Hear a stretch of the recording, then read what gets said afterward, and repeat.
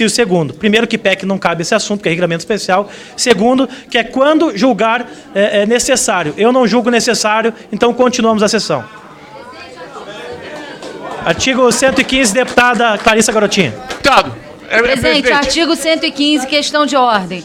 O artigo 115 fala sobre 115 e 116, os nossos requerimentos de informação. Na audiência em que o ministro Paulo Guedes deveria ter feito uma apresentação dos números para todos nós nessa comissão, mas não o fez, eu fiz aqui uma lista de 7 perguntas que não foram respondidas pelo ministro inicialmente. Entreguei a ele todas as perguntas por escrito. Todo mundo viu aqui a cena, depois ele me entregando uma pasta. E quando eu abri, as perguntas estavam respondidas pela metade.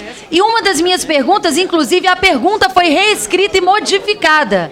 Eu relatei isso tudo aqui na CCJ. O assessor do ministro sentou ao meu lado e me disse que encaminharia todas as respostas por e-mail. Isso não aconteceu. Eu formulei um requerimento oficial de informações ao Ministério da Economia, encaminhei ao ministro Paulo Guedes desde o dia 10. Este requerimento ainda não saiu da Câmara dos Deputados. Ele se encontra ainda nas mãos do primeiro vice-presidente para dar o seu relatório e então ser despachado ao ministro da Economia. Então, o ministro garantiu nessa sessão que eu teria as respostas das perguntas que foram formuladas. Essas respostas não vieram por e-mail e o nosso requerimento sequer saiu da Câmara. Então, presidente, nós não podemos dar um cheque em branco a governo nenhum. Perguntar não ofende ninguém. Isso já estava sendo tratado aqui dentro, na CCJ, da falta de informações sobre o projeto, sobre os seus impactos, e agora toda a imprensa tem noticiado a questão das informações sigilosas. Não podemos, senhor presidente, passar cheque em branco. Eu gostaria que fosse agilizado o meu requerimento de informações aqui dentro da Câmara, para que ele pudesse chegar às mãos do ministro, já que ele não me respondeu na audiência, e que a Comissão de Constituição e Justiça tivesse o direito de avaliar. Nós não podemos simplesmente passar a bola. O que a gente está fazendo aqui é passar a bola. A constitucionalidade, que é o que a gente está debatendo, mas aqui é uma comissão que tem responsabilidade sobre a matéria. E nós temos o direito, como parlamentares que somos, de termos acesso aos números. E mais do que nós, o povo brasileiro tem o direito de ter acesso a essas informações que não podem ser sigilosas, senhor presidente. Senhor presidente. Deputada Clarissa, Presidente, questão de ordem. Vosso requerimento, seu pedido de informação. Questão de ordem. No entanto, reitero... Cabe a Vossa Excelência, presidente, garantir que o objetivo pelo qual o ministro veio a esta comissão seja efetivamente cumprido. O ministro não veio aqui para ficar calado nem para fazer discurso político, porque o ministro mesmo disse que ele não é quadro político, que ele é quadro técnico. Como técnico, cabe a ele responder as perguntas. A partir do momento que ele vem aqui convidado, porque abrimos mão da convocação para responder as perguntas dos parlamentares. Eu não fiz discurso político, eu fiz uma lista de 7 perguntas. Me sinto lesada no meu direito e no motivo pelo qual o ministro foi convidado a essa comissão de ter acesso às respostas. Ele veio aqui para isso e não respondeu. Portanto, entendo que o convite feito a ele não foi suficiente para essa comissão. E cabe a Vossa Excelência, senhor presidente, assegurar os convites, as convocações e os direitos dos parlamentares que fazem parte dessa comissão. Presidente, questão de ordem. Argumentar, senhor presidente. Eu pedi a palavra aqui. Presidente, eu pedi a palavra aqui. Há meia hora que eu peço a palavra. Presidente, questão de ordem. Não, eu tenho pedido a palavra aqui. Eu decidirei oportunamente. No entanto, pela ordem. É bastante interessante o que foi formulado. Presidente, Pela eu ordem. estou pedindo uma questão de ordem. Presidente, eu também pedi uma questão de Questão ordem. de ordem. Eu quero pela ordem. Presidente, Pela ordem. artigo 219, combinado com o artigo 221, que trata sobre o comparecimento de ministro de Estado. Aqui diz claramente, senhor presidente, que quando convocado, e neste caso havia uma convocação que foi transformada em convite em deferimento a Vossa Excelência, que o ministro deve apresentar sumário e deve responder aos questionamentos formulados na matéria da convocação. Ele foi convocado para responder às perguntas sobre a reforma da Previdência. Senhor presidente, eu não fiz aqui um discurso subjetivo. Eu fiz perguntas objetivas ao ministro que objetivamente não foram respondidas. Não é verdade, como disse o deputado, que a oposição vota contra independente de qualquer informação. Pode até ser, mas eu me considero uma deputada independente. Eu não me considero uma deputada nem de oposição, nem uma deputada governista. Aliás, essa discussão entre governo e oposição está fazendo muito mal ao Brasil. O Brasil é muito maior que Lula e Bolsonaro. O Brasil é muito maior que PT e PSL. O Brasil são todos os seus brasileiros interessados no desenvolvimento do nosso país, senhor presidente. Então, o que eu gostaria é que o nosso regimento fosse cumprido. Eu não obtive as respostas do ministro, nem na audiência, nem posteriormente por e-mail, nem o meu requerimento de informação saiu da Câmara. E agora foi decretado sigilo das informações. Nós não podemos admitir isso. Senhor presidente. Apenas para responder, realmente, o requerimento de convocação do ministro transformou... Está funcionando, não. Senhor presidente... Pode voltar meu tempo. Presidente, podemos... Um minuto. Presidente, volta podemos... meu tempo, por favor, senhor presidente. Senhor presidente, do valor de 1 trilhão que o ministro Paulo Guedes pretende economizar, 869 bilhões saem do regime geral e saem da Seguridade Social. Ou seja, o mais prejudicado são os mais pobres. É preciso, senhores deputados, cobrar coerência de quem diz que essa reforma é para combater privilégio. O presidente Jair Bolsonaro, aos 33 anos de idade, foi enviado para a ativa e recebe R$10 mil como uma espécie de aposentadoria. O presidente Jair Bolsonaro teve, no início deste ano, averbado pela Câmara dos Deputados, a sua aposentadoria especial equivalente a R$27 mil. É verdade que ele não requereu, mas a Câmara já averbou, possibilitando que o presidente possa requerer isso a qualquer momento. E eu pergunto, por que ele aderiu à aposentadoria especial e não ao regime... Como voto PROS? E não ao regime geral como todo trabalhador. É preciso ter coerência, senhor presidente. O PROS vota não. PROS vota não. Como voto PCdoB? Senhor presidente, essa reforma da Previdência não combate privilégios. É uma reforma contra o povo, contra os trabalhadores, contra o... Presidente, o pessoal vota sim por uma razão simples. A constitucionalidade dessa medida também depende de transparência e democracia. Sem isso não dá. O pessoal vota não. Como voto PROS? O pessoal vota sim. Perdoe-me. Como voto PROS? Senhor presidente, o regime próprio, RPPS da União, a previsão de economia é de no máximo 200 bilhões. 80% da economia prevista está no regime geral, onde a média dos mais pobres do regime geral é R$1.000.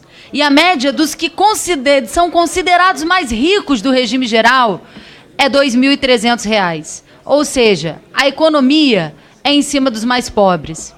O que me deixa triste é ver uma parte da juventude brasileira, de classe média, que não está preocupada porque não está pensando na aposentadoria hoje, ou que já aderiu a aposentadorias complementares, não se indignarem diante de propostas como essa, que ferem de morte o povo trabalhador e a Seguridade Social no Brasil.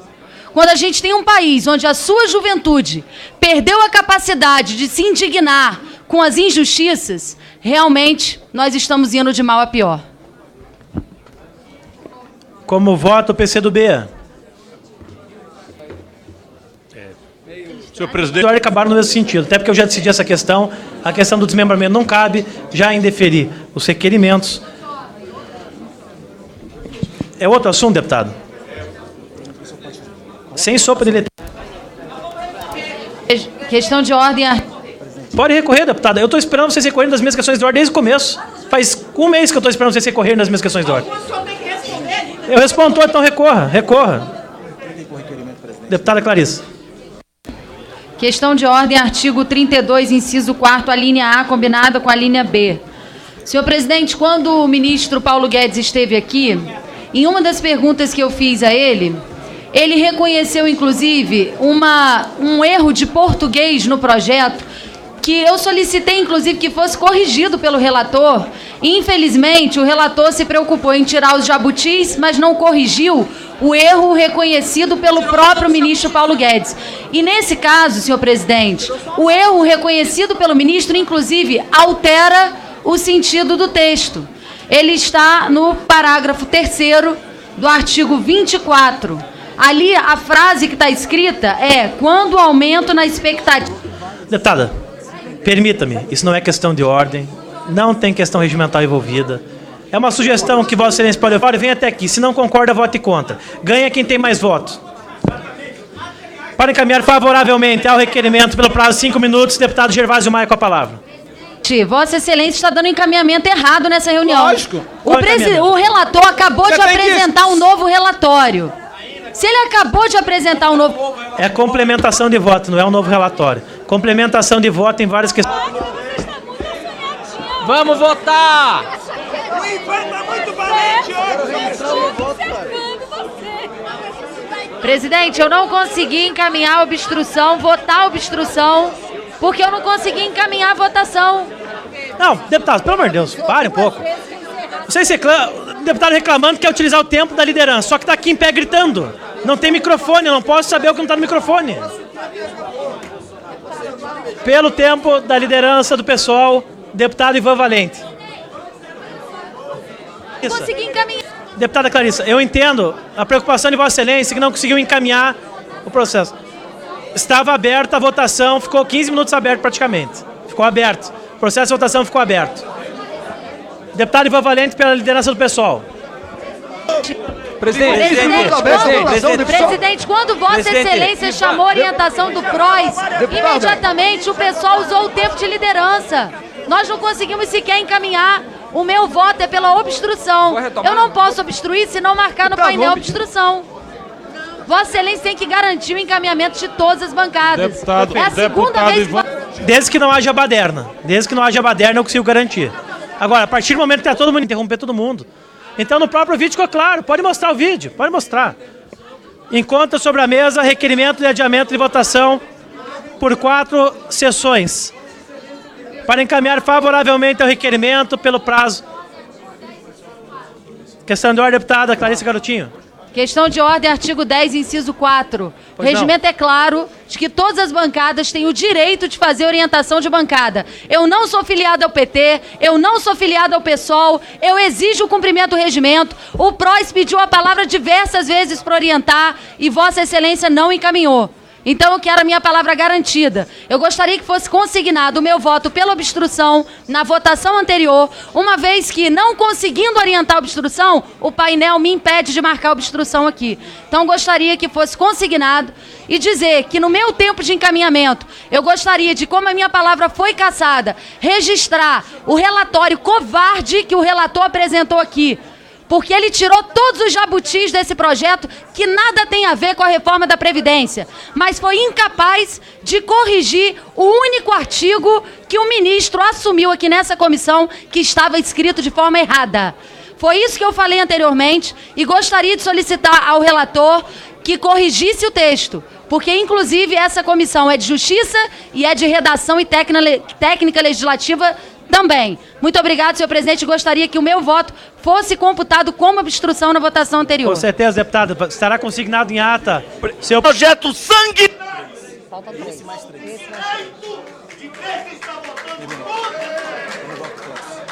Como vota o PROS?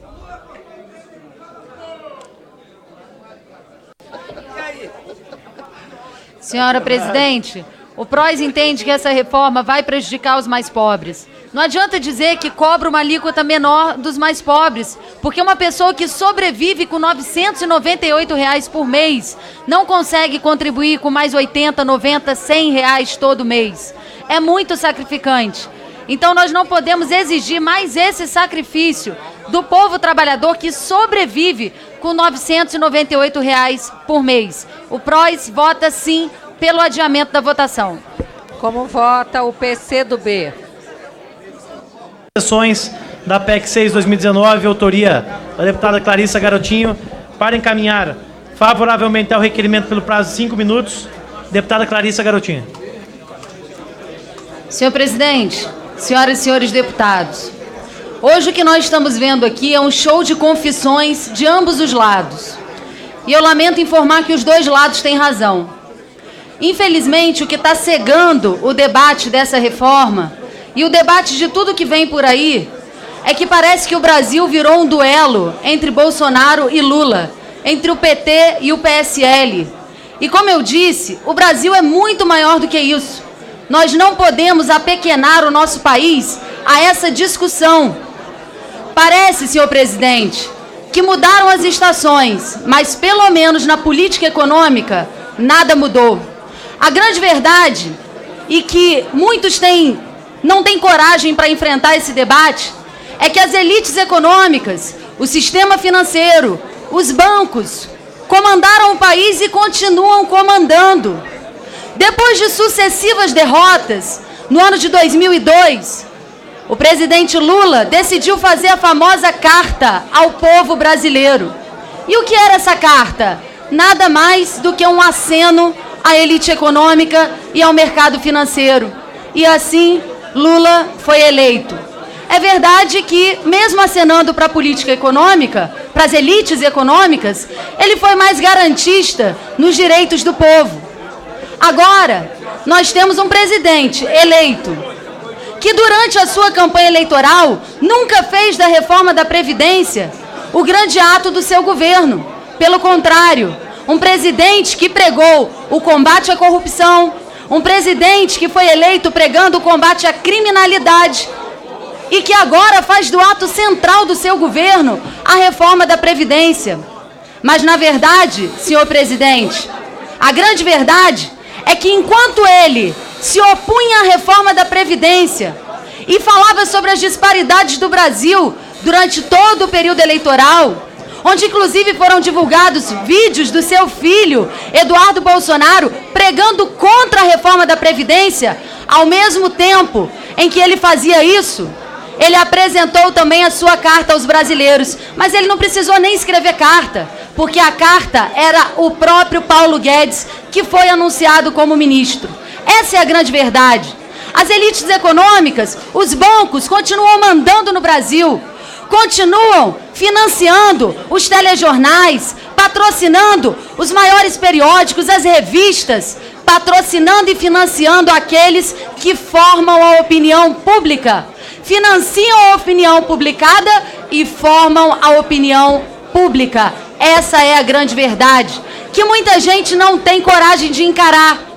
E isso está cegando o povo brasileiro diante dessa reforma. É inegável que o Brasil precisa de uma reforma, mas não é essa. Porque é uma reforma que mexe com a Seguridade Social, que mexe com os direitos dos pequenos.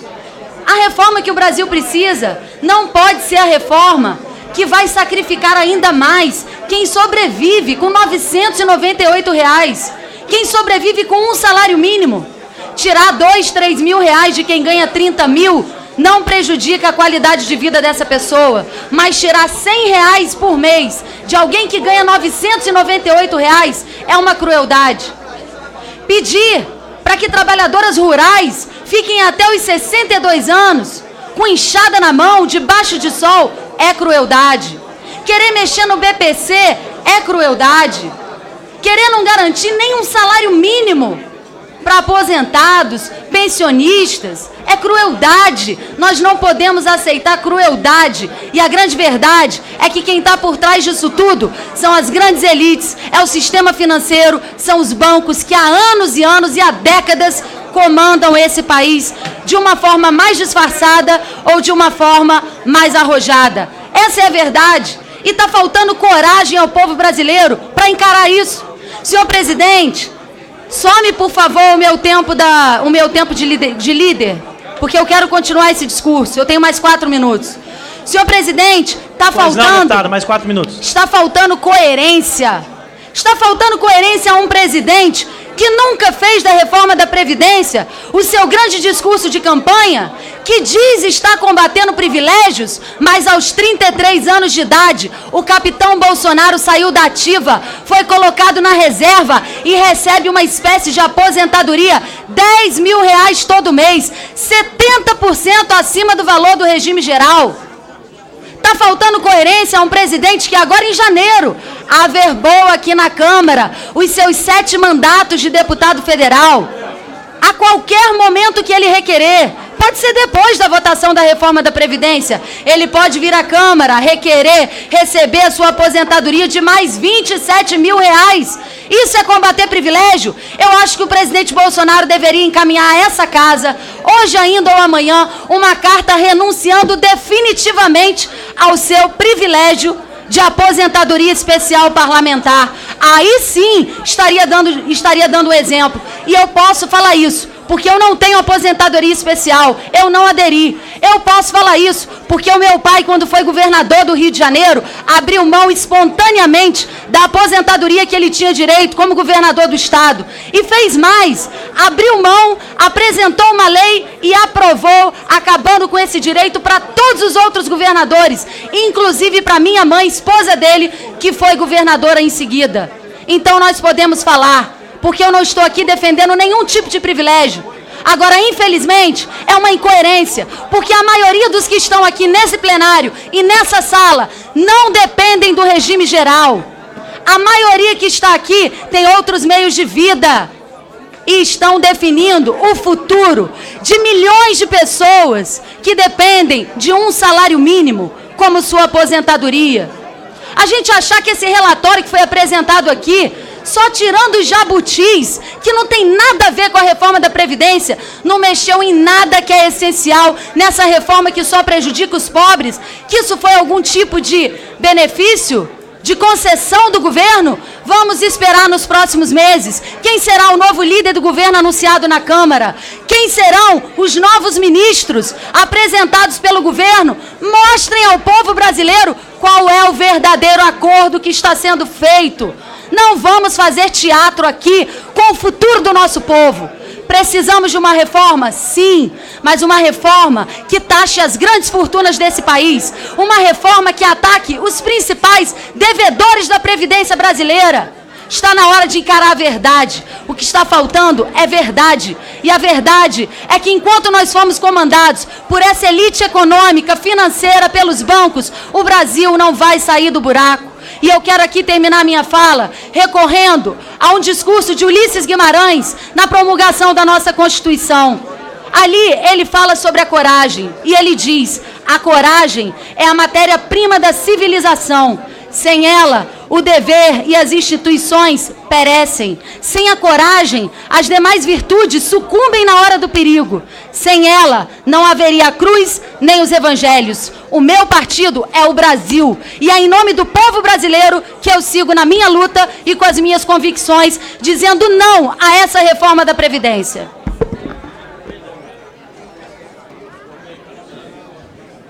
A palavra para encaminhamento contrário ao requerimento, deputado Coronel Tadeu. Senhor presidente, de pronto é óbvio que... Sim, senhor presidente, vota a minoria. Os suplentes votarão de acordo com o registro no painel de presença inicial. Então, primeira deputada. Presidente,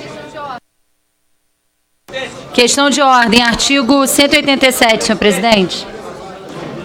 Perfeito, deputada. Qual a questão de ordem? Vai ter que pedir o exame. Presidente, o artigo 187 fala exatamente sobre a votação nominal quando ela se dá sem o painel. Eu queria saber se Vossa Excelência vai respeitar essa ordem de votação, porque tem que seguir um procedimento de norte a sul. Vossa Excelência vai organizar essa lista. Aqui diz: a votação nominal far-se-á pelo sistema eletrônico de votos, obedecidas as instruções estabelecidas pela mesa para sua utilização. Deputado, isso aqui não é uma eleição, não é impeachment, como já aconteceu aqui na casa. Isso aqui é uma votação normal. Então, votação normal, não há necessidade do posicionamento.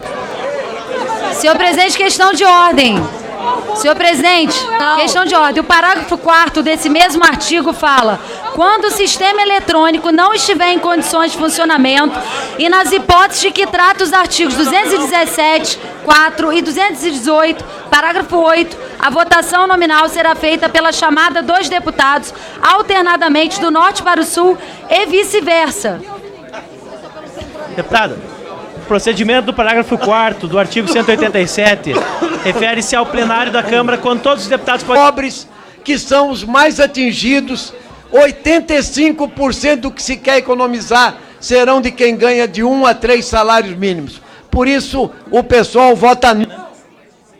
O pessoal vota não. Como vota o PROS?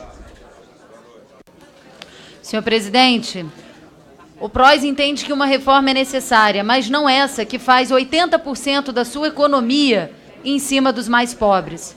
Não se pode exigir mais nada de alguém que sobrevive com apenas R$ 998. Senhor presidente, ninguém se aposenta para comprar caixão.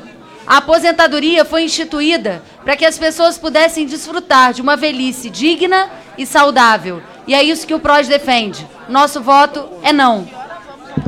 O PROS vota não. Como vota o PCdoB? Senhor presidente, a PEC da Previdência fere o princípio contributivo e da solidariedade. Ela é